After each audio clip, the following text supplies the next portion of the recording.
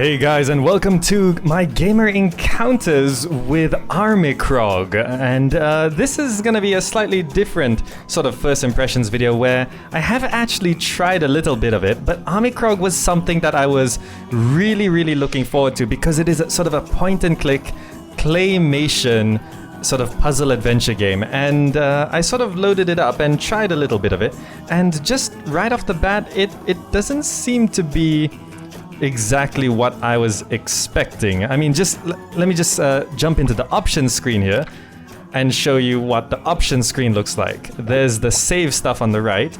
We can turn subtitles on and off, and that's it. I mean, to be fair, there was a single graphic settings when you load up the game. It asks whether you wanted to set it to fantastic or normal or whatever, and you can actually rebind some of the keys before the game actually launches up, but I don't know why it's not in the options menu in the game, so that's a little bit weird.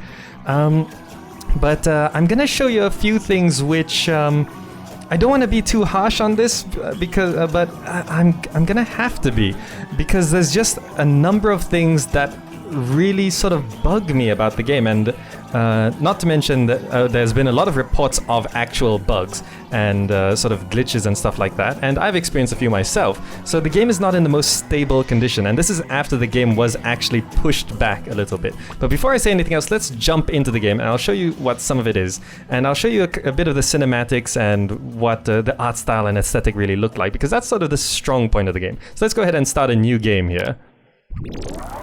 Now, I'm gonna show you some of this cinematic here, and it's pretty cool. I like the style. They got their own song here, Armikrog, yes. Okay, yes. And they sort of give a sort of an intro to the story here, where it's sort of like a planet's dying and the people sort of thing. I'm not too sure if this song is gonna get me copyright flags, so I'm talking over it. So, but this is how the first intro works, right? So I'm gonna go ahead and, it seems like I can't skip this. Oh, there we go. Spacebar skips the intro. And I'm not sure what it's gonna skip to. Okay, straight into the game. Okay, so... What is this place? Got me.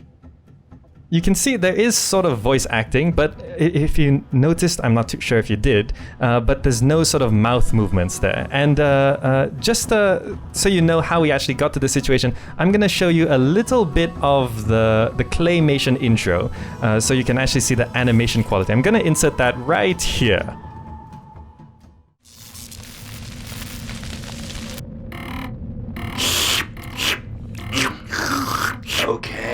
Okay, Beak. I'm just glad we're still alive. Yeah, me too. Now, let's get a look at the hull. Yeah, this does not look good. I don't think our part insurance is gonna cover this. Our deductible is nuts too. Beak, look at that. What do you make of this guy? Ooh, an omelet. Alright, so we're back here, and as you can see, the claymation, it looks fantastic. The animations, look at this walking around, looks really good. But that's sort of where my praise has to sort of end. Because, okay, so first of all, there's a number of control issues here. Well, I mean, if I go to the options menu, there's no list of controls, right? So you don't actually know what you're doing. I mean, here's something that really confused me. Well, first of all, is how to interact with the game. I tried WASD, nothing happens. Arrow keys do nothing. I can't find anything on the keyboard that actually does anything. There's no I for inventory. But, well, let's move on. So, talking about the way things look, everything looks great, but interactable objects can be somewhat hard to discover. So here, this one's one of the clearer ones, but this is the first scene in the game. There we go. Got this really cool idea of storing things inside his chest. But when it comes to using items, because there's no inventory, you just sort of, it automatically takes stuff from your inventory. There's not even an inventory sort of pop-up at the bottom. And clicking on this is then gonna use the item you've previously found. So, animation, it looks fantastic, but never mind, let's move on. So here's the second room. Okay, so there's an interesting little character here. And you can see they are voice acting, but there's no lip syncing. And even on scenes like this, I'm not sure if you can see this tiny little flicker of a white line here. There's sort of these cracks in some of the scenes. And I'm not too sure why that is, but there's little graphical glitches like that. And here, see, interacting with things, there's no sort of mouse cursor change. That looks important, that button, yeah. But you can see here, going to the next scene, let's say I want to walk through this door. If I click here, it doesn't walk through the door. Here, doesn't work. Here, doesn't work. Here, doesn't work. Here, still doesn't work. Clicking here does not send you through the door. Clicking here does. But there's no, like, your mouse cursor doesn't change to an arrow or anything like that, so that's really confusing. Never mind, let's get over this guy. And this button, again, we can press the button, okay. And again, visuals look fantastic. It sort of indicates where you're supposed to go. But this is something that sort of messed me up. I want to go through there. And it's obvious that is some place we're supposed to go. But it took me a while to figure this out. Apparently, you can actually change characters. How do you do that? Well, you click on your dog, Beak Beak. If I click that, main character, Tommy Knot, goes into a pose. Beak Beak doesn't really change all that much. Well, it changes a little bit. There we go. Now it does. So now, apparently, I'm controlling the dog.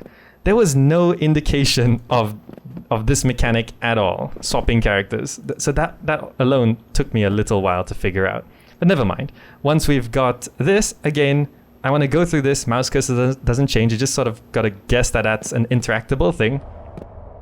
And Beak Beak is blind, so he does see the world somewhat differently. He doesn't actually know how things look exactly. But in like objects to collect interactables sort of have this spiral thing on it for some reason. I need to sort of eat it sort of thing. And we can go ahead and explore. And Beak Beak does actually see things differently. So you can see there's this sort of these symbols which sort of indicate to solving some sort of puzzle. But at this point, it's not entirely clear. So let's walk back here. Now, I'm not sure if you like this effect or not. I mean, I think it's okay. Visually, again, I think Armikrog looks fantastic.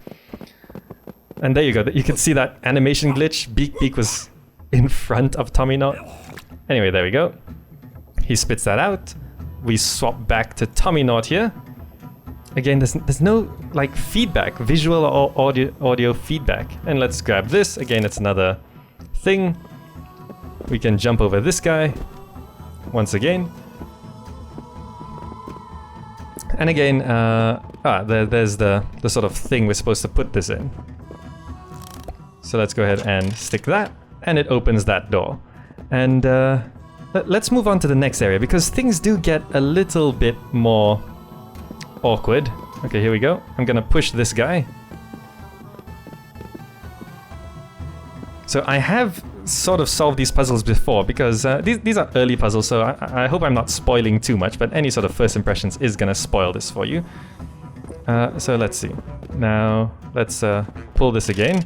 So this is, again, there used to be, well, if you take a while to solve this, the hologram, I mean, look at that. This sort of puzzle doesn't actually make sense. If you take too long, a hologram sort of pops up here, and he says to unlock the hidden door, and then when he says hidden door, he points upwards. You have to block another entrance, right? You got to block an entrance to open an entrance. But pushing this thing into this doorway doesn't... It's not solving a puzzle. It's just sort of a random trigger. Because why would pushing this character into a doorway make this open up and these tentacles come? It doesn't... I'm not sure if you're with me here, but it wasn't actually a logical conclusion. The only way I solved it is because someone told me to do it.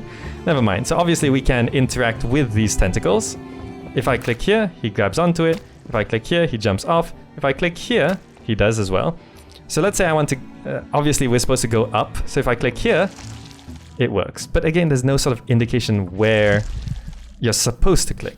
Okay. Ooh, smells like bacon in here. So the voice acting is quite nice, actually. And some things, okay, they do sort of indicate, okay, these are obviously interactable. So let's click on this thing. Greetings, friend. I am Abraham Lincoln.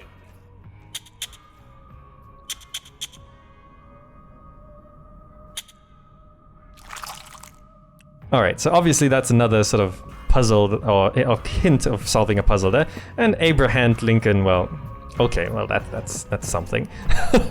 And then there's this sort of puzzle which I haven't been able to solve, but you can see there are sort of different kinds of puzzles, though I have read that many of the puzzles do start repeating themselves over some time. By the way, the music is playing now, and listen to the music. The music is actually really nice, actually. I really like the style of the game. But again, let's jump onto this tentacle. Again, okay, this is some... Tommy Knot's foot is supposed to go in this little crevice here. Clicking here does not get on the tentacle. How about clicking here? There we go. Okay, and now we can go up. But again, there's no indication. If I click here, he jumps off. Or is that line supposed to be where you're supposed to click? Like if you click above that line? Oh, okay, that sort of line painted onto the tentacle is sort of where you're supposed to click. Okay, so here's another scene. Whatever happened here, it was not good. Yes, okay. So there's a few things we can do here. Again, this button is obviously interactable. Again, clicking here doesn't work. You do have to use the dog to do this. Okay, and we can swap characters. So this is sort of kind of nice. The subtitles showed up, but the voice acting didn't play. I've noticed that a lot. Quite often the voice that's supposed to play does not actually play. Okay, and there's rooms like this, and obviously some things are interactable, some things are not. Again, this is a puzzle I haven't fully solved yet, but I'm just showing you the interfaces. Again, this is non-interactable at this point. So, here's something. There's a door here, but it's not entirely clear where the door actually is. I mean, this gap here is the door, but it looks exactly like this, and it doesn't actually look like a hole. It looks like it's stuck on, but if you click to the left, you will actually walk through it. There you go. Okay, so there's nothing else we can interact with here. Let's jump onto the tentacle and go up again. Don't worry, the dog teleports up with you. And here we go. Here's another section. There's the top of the tentacle, guys. If we click on him, it's got a little thing there. And I would just want to show you this. I'm going to swap to Beak. I'm not entirely sure who I'm controlling yet. Okay, I'm Beak now. Clicking on this doesn't work. Okay, or nothing happens. I just want to point this out. I'm Beak, and I'm clicking on this thing, and nothing happens. Okay, let's switch back to Tommy Knot. Okay, so there's something definitely going to collect. I can use this later. See, he said there I can use this later, and the subtitles was this could come in handy. So the subtitles and vocals don't match at all, and I'm pretty sure there's nothing else we can do here. So we're gonna go back down. Again, this is really annoying. Look at that. I have to click here. No, still no. Okay, I'm obviously above the line, so I guess those lines are just sort of arbitrary. Here? No? Okay, there we go. No, don't jump. No, just... Okay, stay... Okay. Go down. Please. Okay. So again, the world and design and everything looks fantastic. So obviously, because you don't have an inventory, you just sort of have to guess that you've gotten the correct item. So that, obviously because it's a different color, is something you can interact with. And that thing we got from upstairs, we get to put here. Okay. And it turns, and this door happens. This door turns. Okay. So here's something that again sort of seems unnecessary. There's a lot of times you turn it and the door is just blocked off. Like, more than necessary. We're on the third... Okay, here we go. Here's one, which is open. So let's see what's in this room. Okay. See that big button? You would think that's interactable. As far as I can tell, it's not. I can't click on it. Yep, not interactable. But there's a hole there. Now I'm gonna swap to Beak here. And remember when we were up on the higher floor and I was clicking on that tentacle monster right at the top? Yeah, well, let me show you something that really... I think it's sort of annoyed a lot of people and some reviewers out there. This is where we were earlier, this top floor, right? I'm now controlling Beak, but it just so happens we're on this side of the map, right? Of this scene, right? We've come out through this hole, but we're still the same character. We're still, you know, where we were. It's just this vision has changed because Beak has walked through a tunnel for some reason. It's not like when you swap to Beak, everything changes to this, which would make sense, you know? And you can see these symbols here. But from here, right? If I were to now click on the tentacle monster, let's see what happens. A cinematic plays. I'm actually going to leave the mouse cursor here because I can. Just... and it sort of starts telling... I'm not talking over any dialogue here. That creature's not speaking English and there's no subtitles to read, right? It's just sort of trying to tell you a story. I mean, it seems unnecessarily complex. It's trying to tell you stuff through visual communication here, and sort of implying that it's an alien language. But, okay, so obviously that's Armikrog. There's some random symbols, which you could try decipher.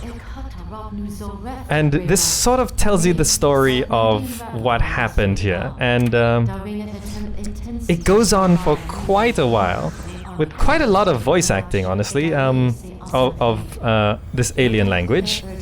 And more symbols. It's not like the symbols stay on screen long enough for you to study them. And stuff happens. Bad guy shows up. And the woman was captured, okay. The man saved the woman, sacrificed himself, okay.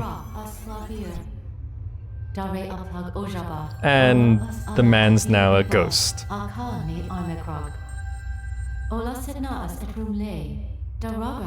Okay, and now the tentacle monster thing, which apparently can talk, is holding a thing. And it keeps talking.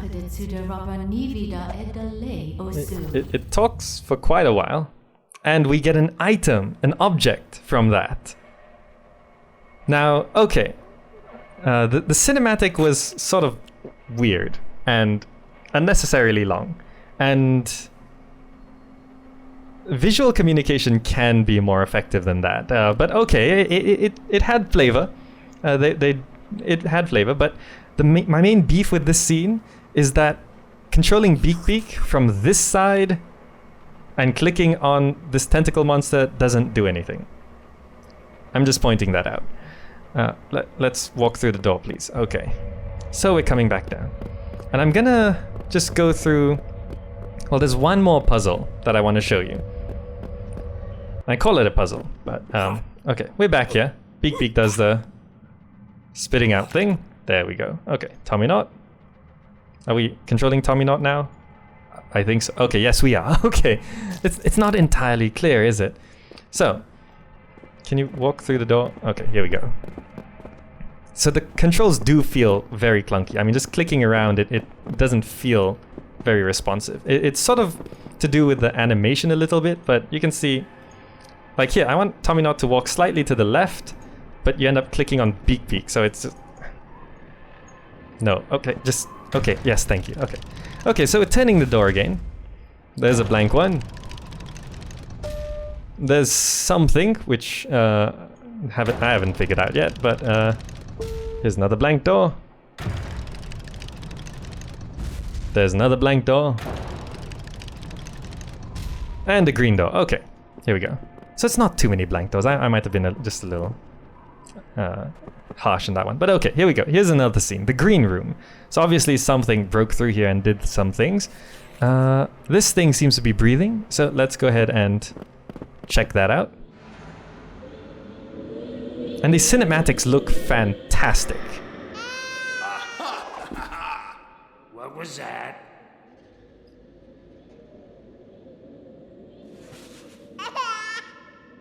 And yes, there's a baby there. It's a baby. Okay, just in the... I'm trying to skip the cinematic here. Apparently you can't skip this. Okay, I'm gonna skip this through editing because I don't want to give away too much. Okay, so he's got the baby, and he keeps the baby in the chest, just like everything else. And I want to show you this one particular puzzle. Okay, so we've walked back out here, and the tentacle disappears. We can now no longer move. Beak Beak can move. I could try tell Beak Beak to sit on this button, but it doesn't work anymore because reasons. So we gotta control Tommyknot, and we can't even walk around. And obviously our escape path has been removed. So we have to deal with this baby issue right now. Now let me show you this puzzle, which, okay, I honestly had to look this up. I mean, first of all, I don't know where this thing came from or where all these toys came from. But this puzzle, I kept pressing this button, right? Okay, so if you press this button, this tune plays. And it's like, okay, it doesn't really do anything. You can interact with these things and throw them around. And it took me a while to figure out what we were actually supposed to be doing here. If you press this button and wait a while, it does actually sort of indicate what you're supposed to do. And it plays this tune as you go through it, while this baby is crying in the background. Okay. So it sort of goes around here.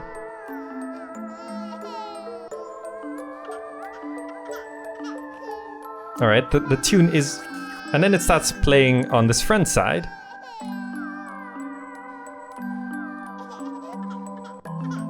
And, okay, so this sort of works, right? And then, okay, so obviously, let's stop the button. So obviously you're supposed to put these things in order, right? But I didn't figure that out straight away. So the first thing I did was to take all of these down because I assumed that they weren't supposed to be there. And tried to figure out an order. So the first thing that came to mind was, okay, we have to match the order at the back. Okay, fantastic. So I did this. I did that. So then there's the grayish blue one, okay. Then there's the green octopus one. Then there's the purple one, and the red fuzzy one, and this one. Then it's the blue and yellow one. Then it's the green thing, and the red octopus. So I thought this would be the correct answer. And of course, to test this, you have to listen through the whole back row first before it comes back to the front to actually test if you've got the correct one. And just to prove another annoyance here, you can actually click on these and it plays the tune associated with each one. Now, figuring that out alone is already sort of... That baby's still crying. Okay, so we've got to wait for this to come around. So I've arranged this in the exact order as they are in the back, right? So I assume this is correct.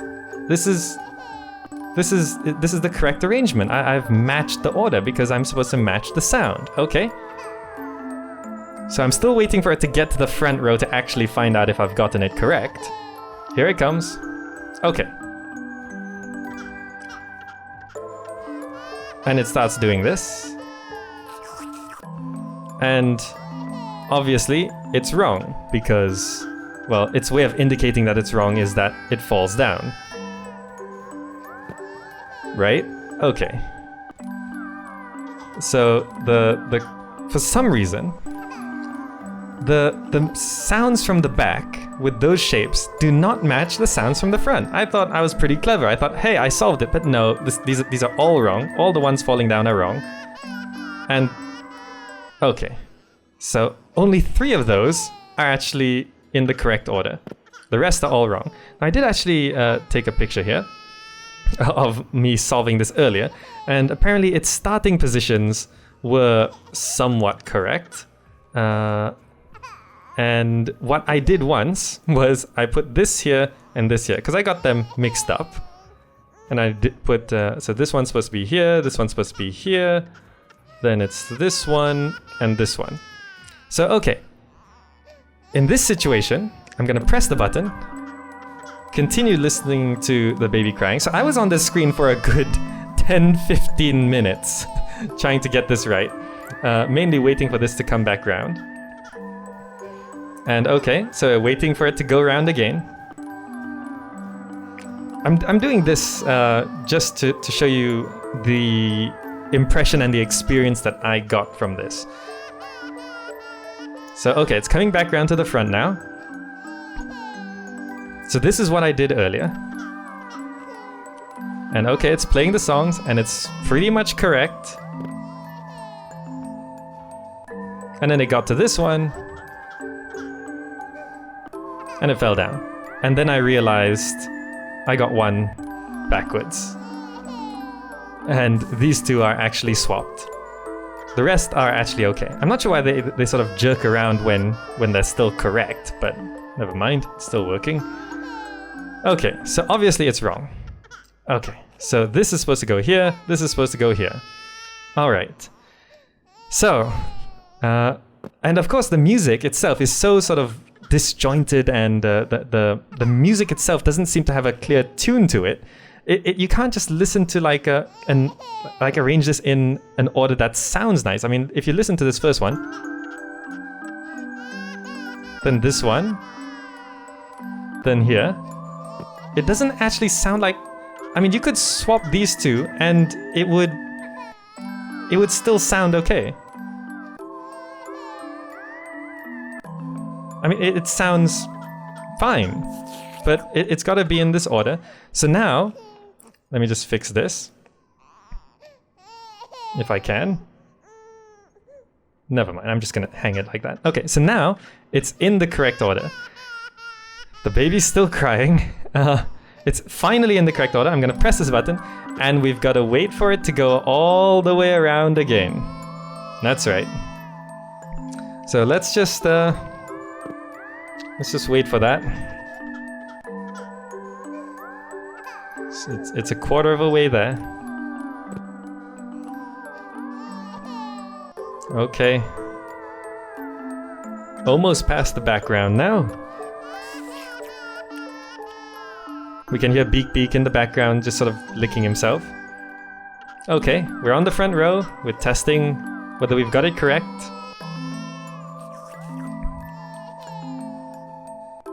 Almost halfway past the front row.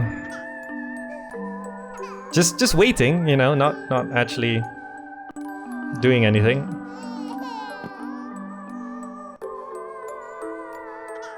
Okay, almost. Couple more. Just the last purple one on the end. Okay, did we get it right? And we got it right. Okay, there we go. The baby splits out this green thing. That was interesting. That was indeed very interesting. So obviously we can take this green thing. Okay, so I think I've pretty much covered my first impressions of this game.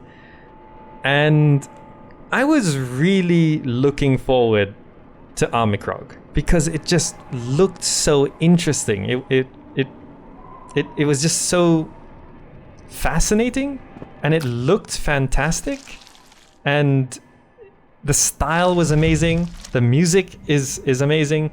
The voice acting is also great. But as a game, this just see, I'm accidentally swapping between characters here. I'm just trying to click. No, I didn't even click the tentacle.